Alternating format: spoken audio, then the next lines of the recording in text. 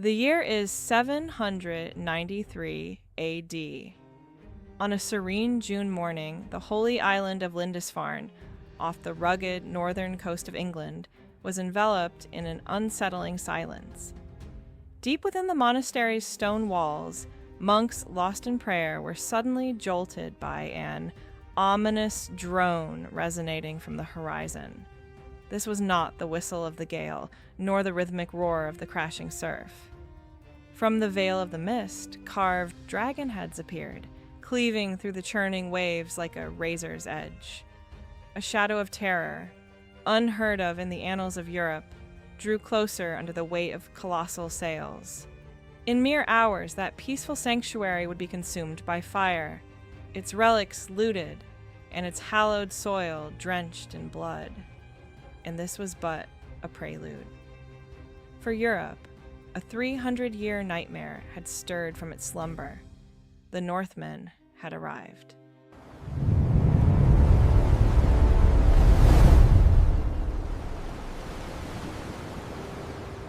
But who in truth were these men who glided like specters through the impenetrable mists of the north?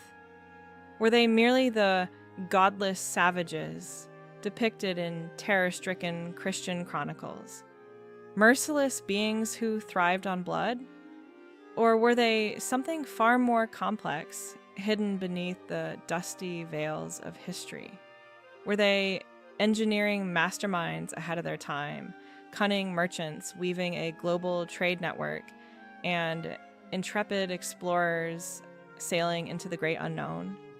Their footprints would stretch across the globe, from the frozen, desolate shores of North America to the magnificent golden domes of Constantinople, shimmering under the midday sun. Today, we look beyond the legends. To truly fathom the spirit of the Vikings, we must peer far beyond the cliched imagery of blood-stained axes and the long shadows of the raider. We must understand the unforgiving, desolate landscapes of Scandinavia that forged them into iron-willed war machines, and heed the whispers of the ancient gods that set the blood in their veins ablaze. I am the Chronographer. Today, we set sail into the heart of the North's ferocious storms to witness one of history's most brutal and enigmatic eras. Brace yourselves, for this is the definitive, start-to-finish saga of the Viking Age.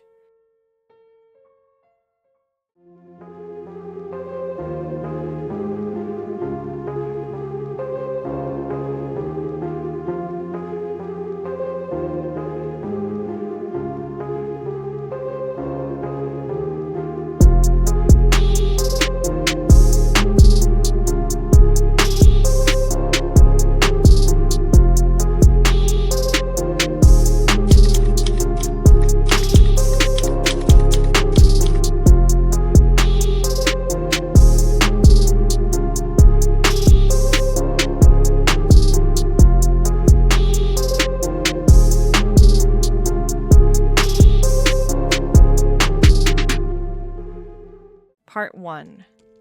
The Northmen. Origins and Engineering. It all took root in the heart of Scandinavia, spanning the territories of modern-day Norway, Sweden, and Denmark. This was a realm where breathtaking natural majesty walked hand in hand with an unforgiving brutality. Barren lands, interminable dark winters, and fleeting, fragile summers. To survive here was to wage a daily, bloody campaign against the elements themselves. In every sense, the Scandinavian geography was the primary architect of the Viking spirit.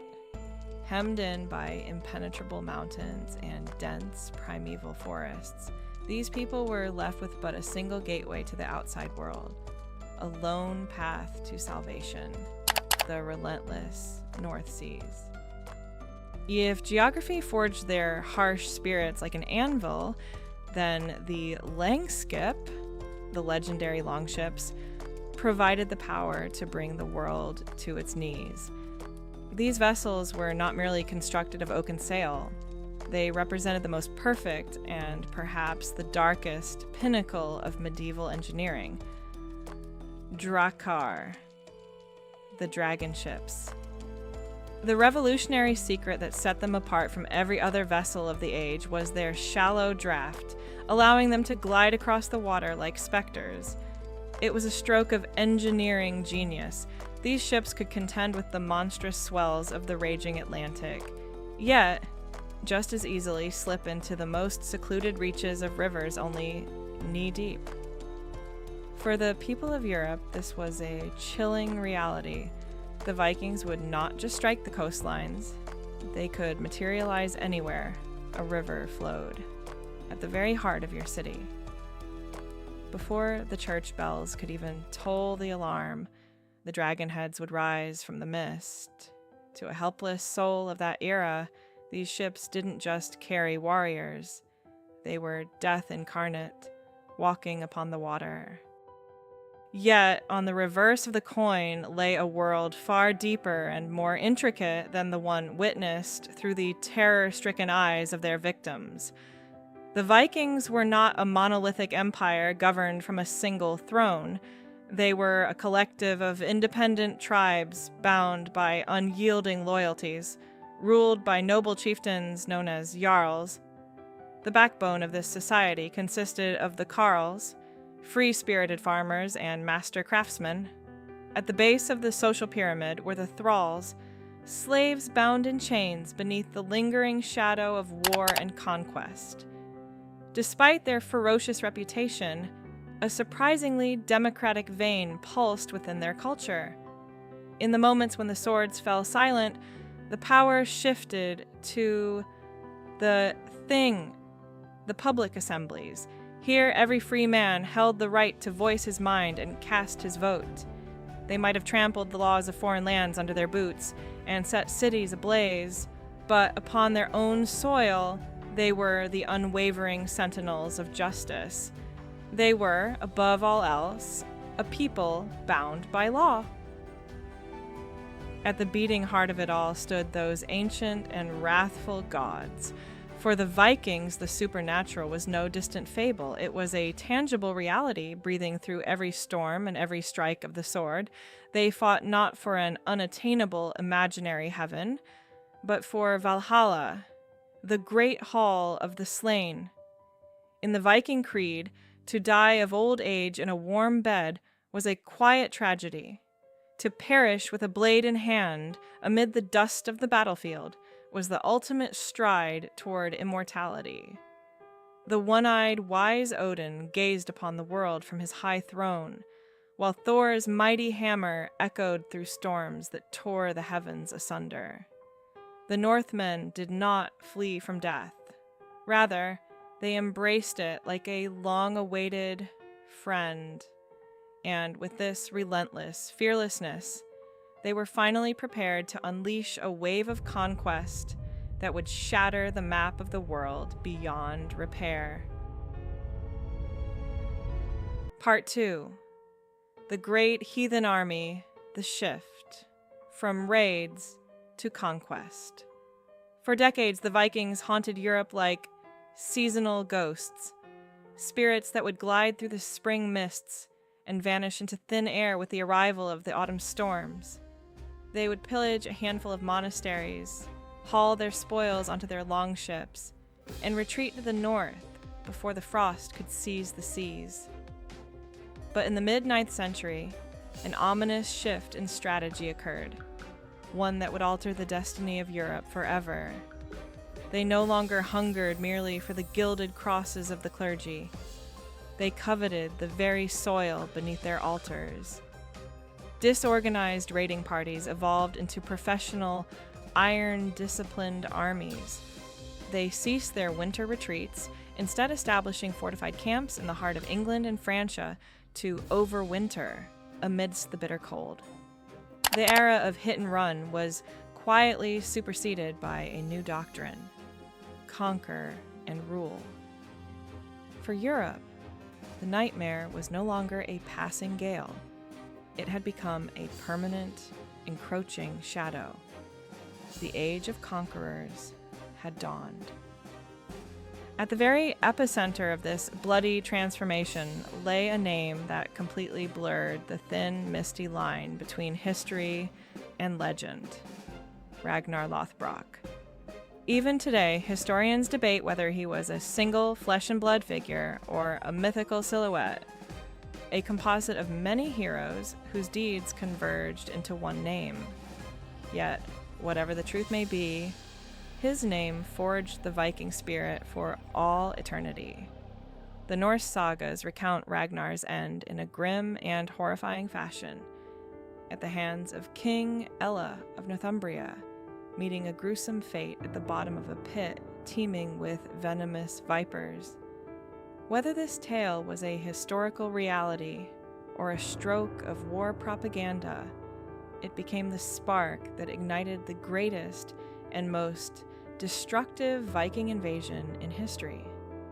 For when Ragnar's sons, Ivar the Boneless, Bjorn Ironside, and Ubba, appeared on the horizon to avenge their father, they had left no room for gold in their longships. They did not come for riches. They came for a debt that could only be paid in blood, a blood that would soon stain the earth crimson. The invasion of England, 865 AD. In the year 865 AD, a force descended upon the shores of East Anglia like a relentless tempest, a power that the Anglo-Saxon chronicles would etch into history with ink of pure terror: the great Heathen army.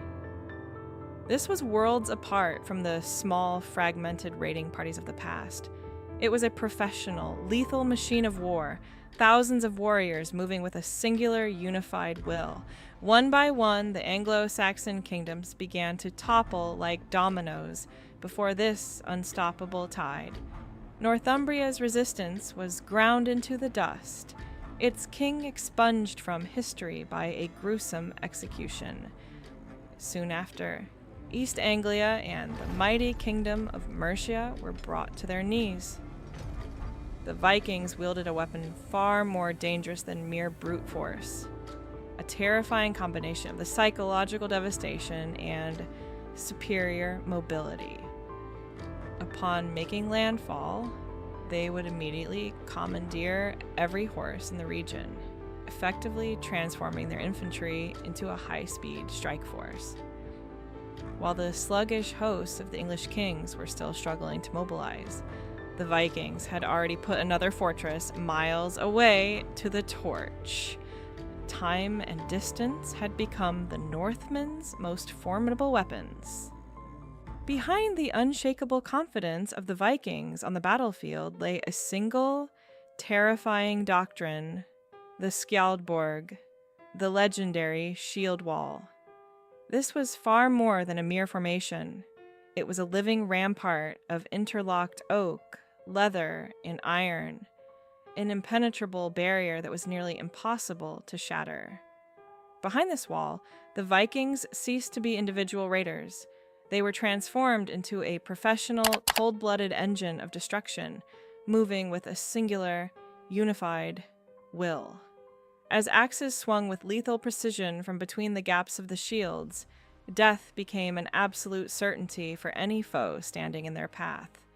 By the year 870 AD, only a lone stronghold remained on the entire island capable of resisting this onslaught: Wessex, ruled by a young and untested king named Alfred. The very survival of the English tongue, its culture, and the Christian world on the island now hung by a single, fraying thread. While Alfred retreated into the dark, mist-shrouded marshes of Athelney to nurture the last embers of English hope, another colossal Viking fleet had set its sights on the most dazzling jewel of the West: Paris. But the fire of the Northmen is far from extinguished.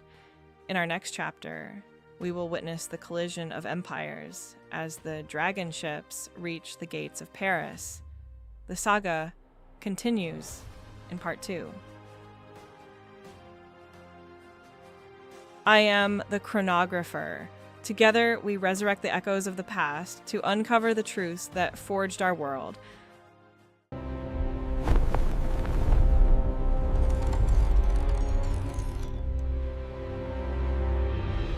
For those who wish to dive deeper into the shadows of these legendary eras, my comprehensive ebook, Vikings, Sagas of the North, is now available. You can find the link in the description below to secure your copy. History is not just the past, it is the map of our future. Stay curious, and I will see you in the next chapter.